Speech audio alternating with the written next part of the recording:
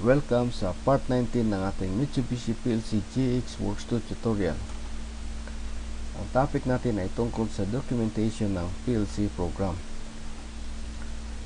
Kung mapapansin ninyo ang ladder diagram na nasa ating screen, meron tayong mga input devices at saka mga output devices. So kahit na alam natin kung paano ang logic operation ng ating ladder diagram, hindi natin malalaman kung para saan ang mga contacts na ito at ang mga output coil na yan. So isang problema ng ating mga maintenance engineer at mga technician sa isang planta ay kung minsan ang kakulangan sa documentation ng mga PLC program. So hindi madaling mag-troubleshoot kung hindi natin alam kung ano ang mga devices na ito. So ang GX Works 2 ay merong tools para maglagay tayo ng mga documentation para madaling maintindihan ang ating diagram, lalo na sa mga nagme-maintain at kung posible para sa modification ng ating program. So ito ang example ng documentation ng GX Works 2.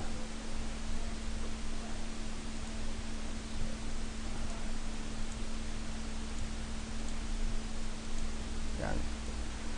So nakikita natin ngayon, meron tayong comments sa ating mga input devices saka sa ating output coil.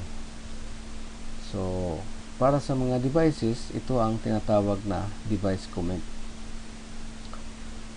Sa atin namang rung, sa bawat branches ng rung, pwede tayong maglagay ng tinatawag na statement.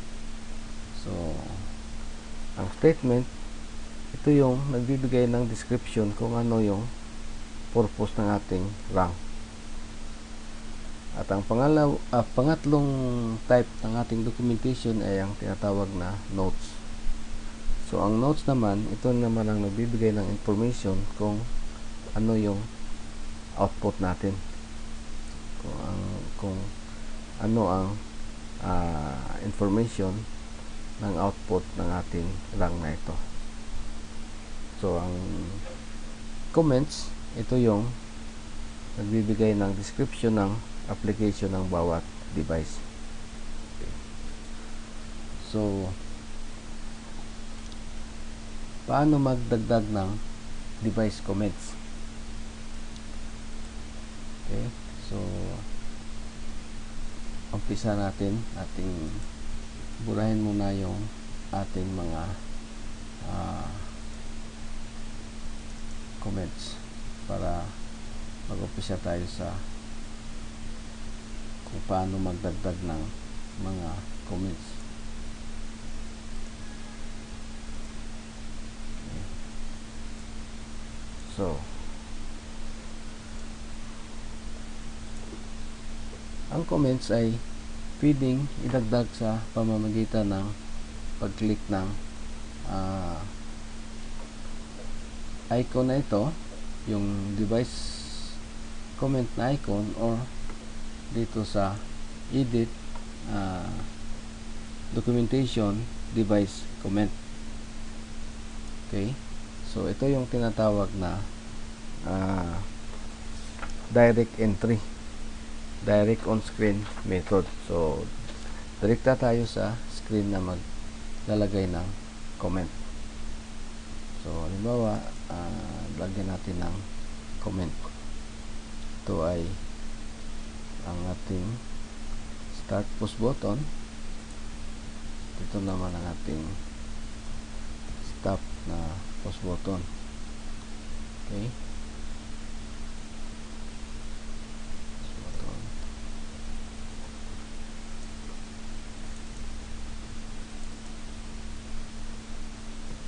So kung makikita ninyo sa input device comment na dialog box, meron tayong preview.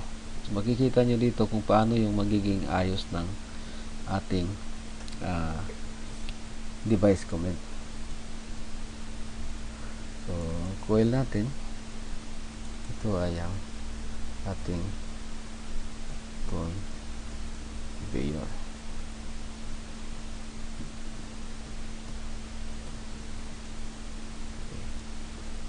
So, yan ang isang paraan ng pagdagdag ng device comment.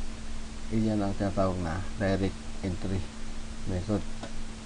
Pwede rin tayong maglagay ng device comment sa pamamagitan ng global device comment dito sa ating navigation window. So, dito sa navigation window, under ng parameters, click natin ang global device comment. So, merong table na lalabas. So, makikita natin ngayon, yung dinagdag natin na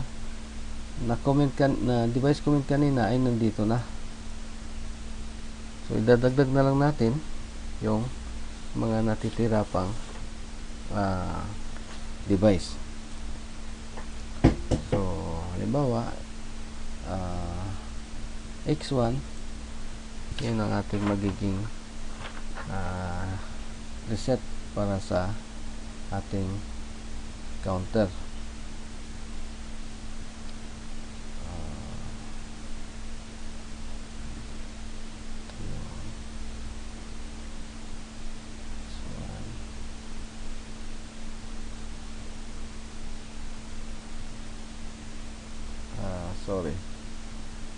X0. X0, ito yung ating product sensor. So, meron tayong product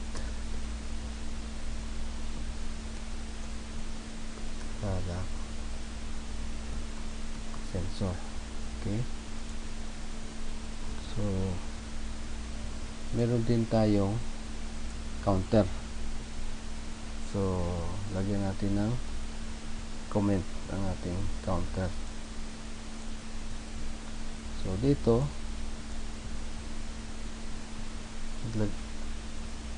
maglagay tayo ng ating device. So, yan ang mga counter. So, C0, ito yung ating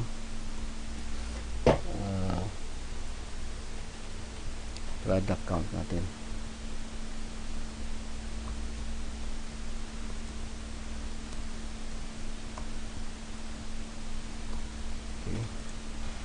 Makikita natin ngayon itong ating mga dinagdag na device comment dito ay nasa ating ladder diagram na ngayon. So, ito yung ating mga dinagdag kanina. Okay?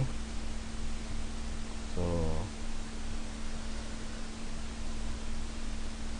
maglagay ngayon merong isang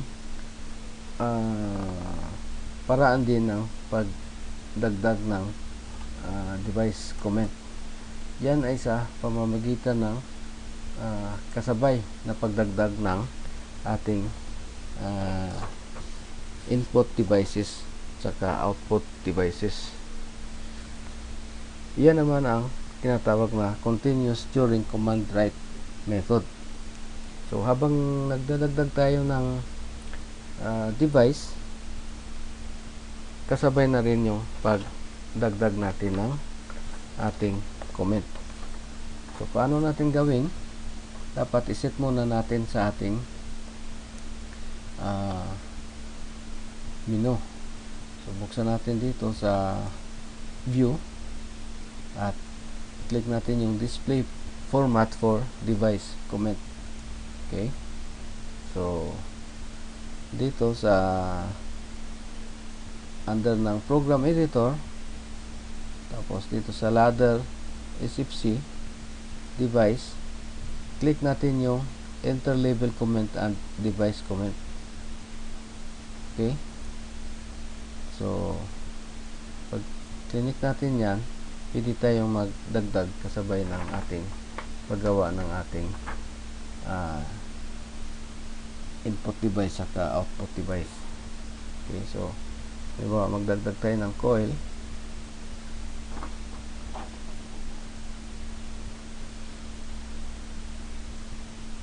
Okay, X1. So lalabas ngayon yung dialog box para sa input device.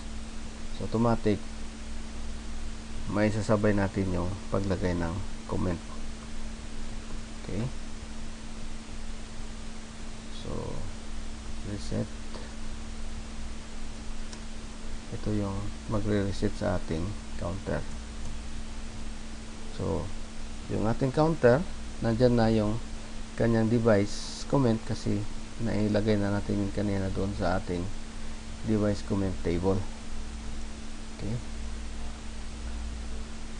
so pwede rin na dito natin iset sa tools yung continuous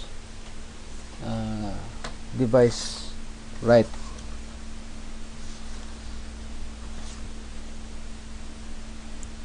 Continuous during command write na option. So tools, option, tapos program editor, ladder, device, saka click ang ating enter level comment and device comment. Okay, yan.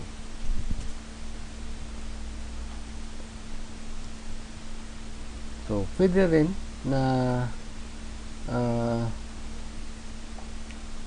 kahit na hindi natin yan i-click yung icon natin sa pag add ng device comment at hindi nakaset sa ating tools o kaya sa ating view yung display format for device comment o di kaya hindi natin na-add sa device comment table, pwede pa rin natin na lagyan ng comment na direct entry sa device. So i-click lang natin yung device. Okay, then kung mapapansin nyo, merong icon na ito. So dapat i-click lang natin ito. Pag click natin yan at in-okay natin ito, lalabas ang dialog box para sa device comment. Okay, so yan. So lagyan natin ito ng device comment. Ito yung 1 second clock pulse.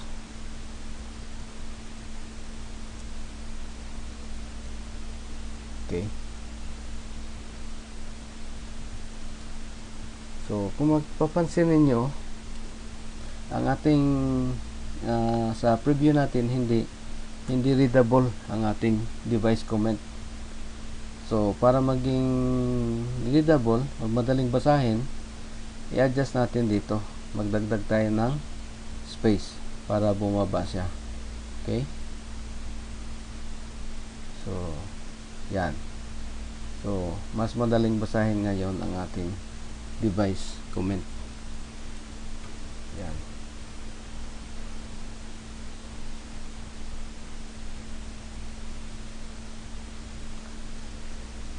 Ito naman ang ating bacon. Okay.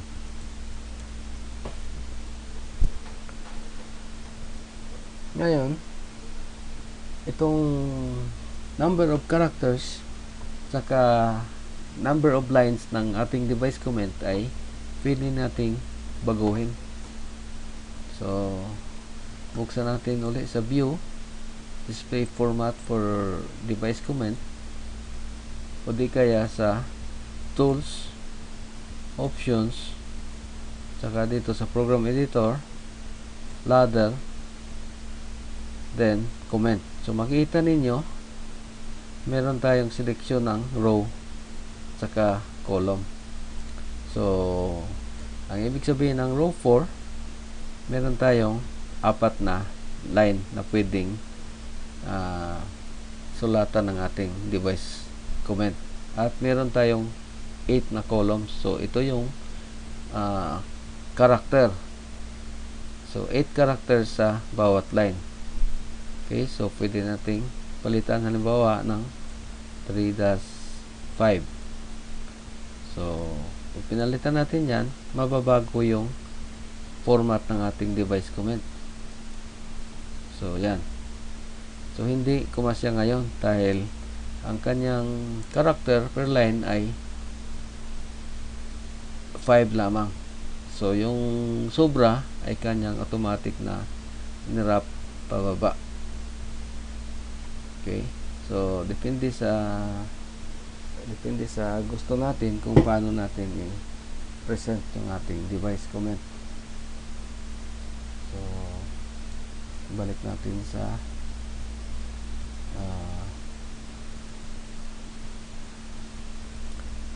4x8 para mas madaling basahin, saka mas maraming karakter ang pwede natin isulat. So, sa 3x5 halimbawa, meron tayong 15 total characters lang na pwedeng isulat. Samantalang sa 4x8, pwede tayong maglagay ng up to 32 characters. Okay? So, yan ang paano gumawa ng device comment. Okay? So, itong device comment ay pwede nating i-download sa PLC. So, para may download natin sa PLC, kailangan iset natin sa parameters. Mag-set tayo ng parameters at mag-allocate tayo ng block para sa comments capacity natin. Kasi kung hindi na tayo nag-allocate ng comments capacity rito, hindi natin yan may da-download sa PLC. So, isang block ay merong 50 points or 50 device comments na pwede nating ilagay. So, take note na sa bawat block na ilalagay natin dito ay nababawasan ng 500 steps ang ating program capacity. So, kung 0 yan, meron tayong total na 8,000 steps sa ating memory capacity. Ngayon, pag naglagay tayo ng comments capacity, isang block, nabawasan ng 500 steps ang ating total na memory capacity para sa program. So, para mai-download natin yung comments natin kasama sa PLC, dapat mag-allocate tayo dito ng blocks. Okay? So, halimbawa, yung ating Y0 ay 3 beses lumabas sa ating program. So, kahit na 3 beses yan lumabas o kahit na ilang beses yan paulit-ulit na lumabas sa ating ladder, ang count niyan ay isang points pa rin. So, kahit na 3 lumabas yan, 3 beses lumabas, hindi yan mag-occupy ng 3 points. Ang kanyang count ay isang points lang. Okay? So, para ma-save yan, i-end natin. Okay. Ngayon naman, punta tayo sa pangalawang type ng documentation. Yun yung ating statement na tinatawag. Para mag-add ng statement, click natin ang icon na ito. Statement, o di kaya mula dito sa edit, documentation at statement. Okay? So, click natin yan. So, tatapat lang natin kung saang rang natin gusto idagdag yung ating statement. So, halimbawa, maglagay tayo dito, double click natin at lalabas ang ang dialog box. So ang statement ay pwedeng up to 64 characters.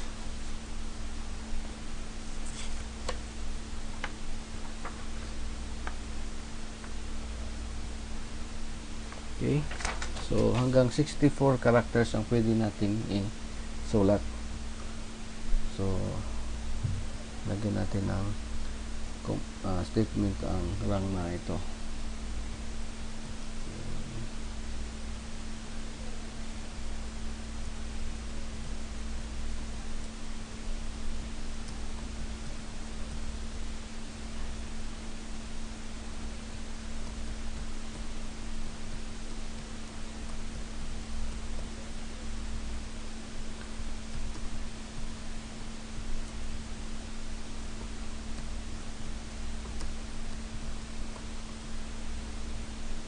Okay.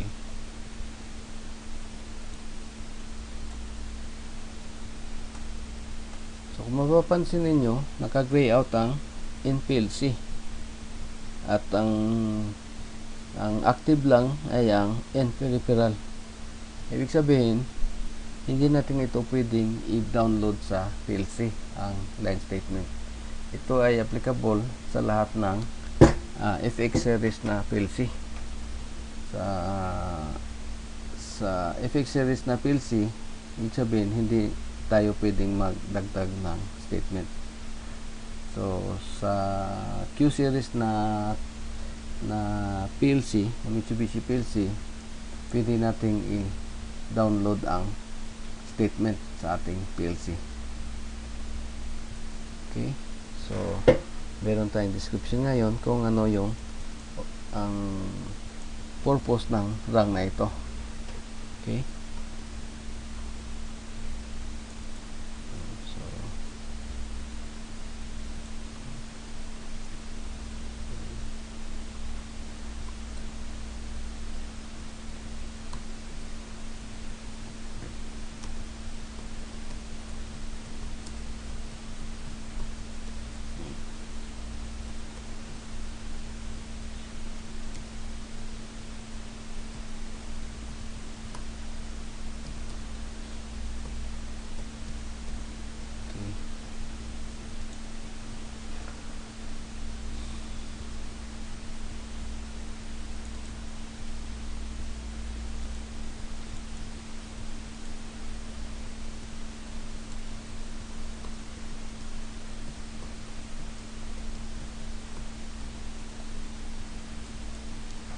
So, meron na tayong statement sa bawat rang. Okay. Yung statement, pwede tayong magdagdag ng kahit na ilang statement sa isang rang. So, halimbawa, gusto nating dagdagan ng isa pang statement dito, click lang natin ang same na rang na yan at pwede tayong magdagdag. So, halimbawa, lagyan natin ng pangalawang statement.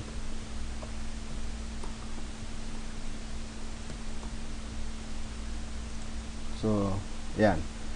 So, kahit na ilang statement ang pwede natin ilagay dyan. Kung halimbawa, kulang yung ating characters dito para may describe yung operation ng rang na ito. Okay. So, dito naman tayo ngayon sa notes. Yung notes naman, ito yung nagbibigay ng information tungkol sa output ng rang. So, halimbawa, sa ating notes na ito, sinabi dito na ito yung motor drive ng ating conveyor. So, para magdagdag ng notes, click lang natin yung icon ng notes. Ito yun. O di kaya, buksan natin sa edit, documentation, at click natin ang note. Okay. So, magdagdag tayo ng notes. Ang notes ay palaging nasa itaas ng coil, output coil.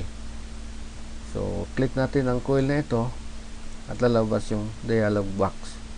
Kagaya ng statement, naka-gray out ang in PLC. Saka yung active lang ay ang in peripheral. Ibig sabihin nito, hindi natin pwedeng i-download sa PLC dahil ang ating PLC na ginamit ay FX series. Okay? So, type natin ang ating notes.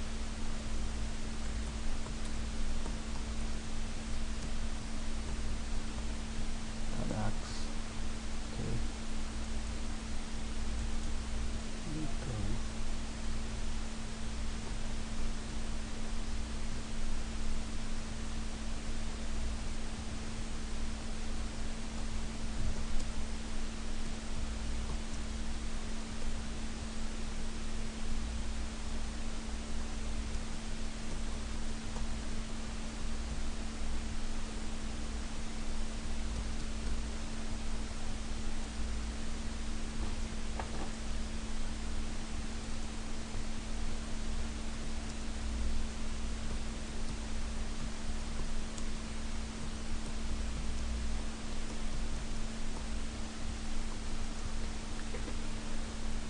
So, yan ngayon ang ating mga notes. Okay? So, kung gusto nating i-hide ang ating documentation, punta lang tayo sa view at i-uncheck natin yung comment statement saka notes. So, depende sa documentation na pwede nating, na gusto nating makita, yun lang ang ating i-check. Sa halimbawa, kung gusto natin na yung device comments lang, i-uncheck natin yung statement saka yung notes. Okay? So, ang makikita lang natin ngayon ay ang device comments. So, pwede rin na tanggalin natin para mas compact ang ating ladder diagram. Okay? So, sa pag-download ng comment sa ating PLC,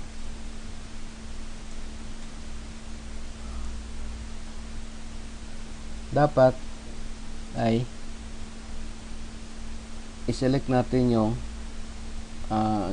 global device comment. Okay? Ngayon, pag hindi natin sinelect ang parameters, ito ay hindi magda-download dahil yung global device comment natin, ang kanyang allocation ng memory para sa device comment ay nakaset sa parameters. So, ibig sabihin, pag hindi natin clinic ito, hindi siya mag-allocate ng memory sa ating PLC. So, dapat pag gusto nating i-download ang comment sa ating PLC, dapat isama rin nating i-download ang parameters sa ating PLC. Okay? So, ganon ang dapat gawin natin kung gusto natin na i-download ang ating comments. Bakit kailangan natin i-download ang comments? Okay? So, halimbawa, yung ating file, soft copy, yung ating electronic file ng ating program ay nawala. Halimbawa, pwede nating i-upload mula sa PLC ang program na ito. So, pag nag-upload tayo mula sa PLC papunta sa ating computer, kasama ang comment na ma-upload. Okay? So, buo pa rin, makikita pa rin natin kung ano yung mga function ng mga device na ito. Okay? So, yan lang po ang tutorial natin para sa paano magdagdag ng documentation sa ating PLC. Maraming salamat sa panunod at abangan ang susunod pa natin na mga video tutorial.